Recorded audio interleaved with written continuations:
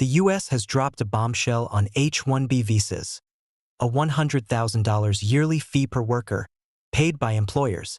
Without it, Indians abroad, even with approved visas, can't enter.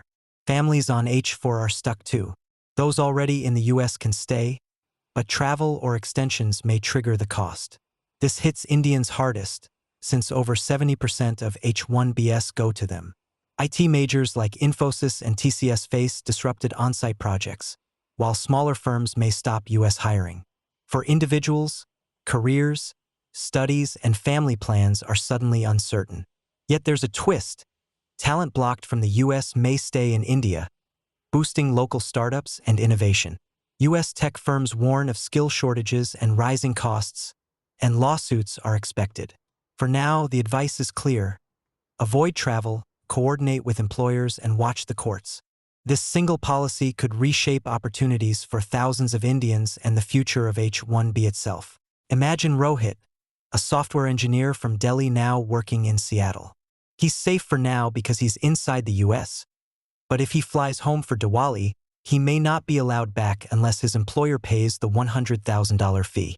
Now meet Priya, who just got her H-1B approval in Pune. She and her family were packing bags for a US move in October, but without that fee, their dream is paused indefinitely.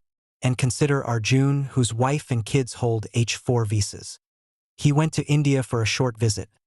Now his whole family is stuck abroad because the new rule ties their entry to his H-1B. These everyday stories show how sudden this policy feels. Plans disrupted overnight, families split, and careers uncertain. For Indians, it's not abstract policy. It's about missed jobs, delayed moves, and hard choices. Take Infosys sending engineers to a US bank project. Each visa now costs $100,000 yearly, so the company may keep the work offshore in Bengaluru. Wipro faces the same with its healthcare clients. Smaller firms can't afford this at all, so they'll stop on-site hiring. That means fewer Indians flying to US offices, more remote work from India, and clients adjusting to time zones and slower response. NASSCOM has warned this one-day change disrupts ongoing projects and forces companies to rethink their global delivery model overnight. Now think of Meera, a student in Boston finishing her master's. Her plan was simple: move from OPT to H-1B next year. But with $100,000 fees, will any company sponsor her? Some may, but many will avoid fresh graduates. Students in India aiming for US degrees may rethink. Canada and Australia look friendlier. Families who invested lakhs in education abroad now worry about returns. For many young Indians, the clear path from US study to US career just became a shaky bridge. Think of Sanjay, an H-1B employee in New Jersey whose visa is up for renewal next spring.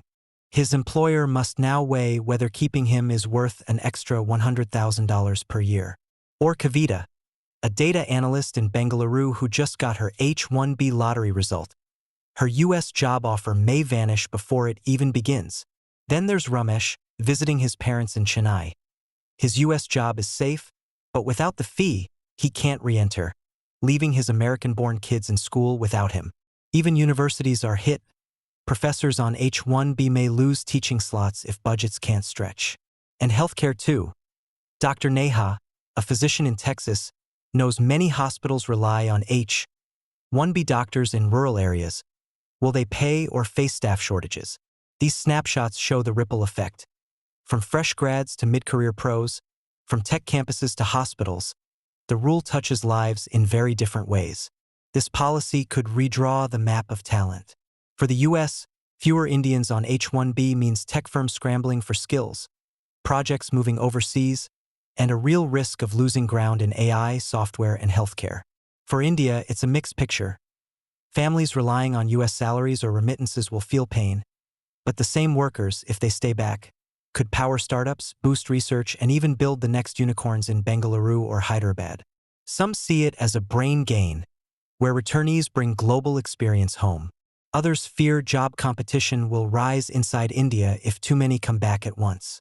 Countries like Canada or Singapore are also waiting with open doors, so some Indians may shift there instead. In the bigger picture, this policy could cool the flow of ideas and talent between India and the US, Relationships built over decades may now pivot, reshaping both economies and how Indian professionals chase their dreams abroad. Right now, the best advice is pause, plan, and watch. If you're already in the US, avoid non-essential travel. Re-entry could trigger the $100,000 hurdle. If you're in India with an approved H1B, speak to your employer. Some may pay, many won't. Families on H4 must prepare for uncertainty, since their status is tied to the primary visa holder. Companies are shifting projects offshore and lobbying behind closed doors, while immigration lawyers are racing to challenge the rule in court. Early lawsuits may bring a temporary halt, but outcomes will take weeks or months. For Indian professionals, this is a moment of hard choices.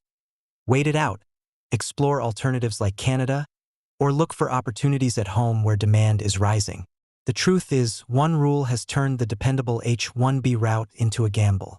The coming months will reveal whether it's a short-lived shock or the start of a new era in India's talent flow.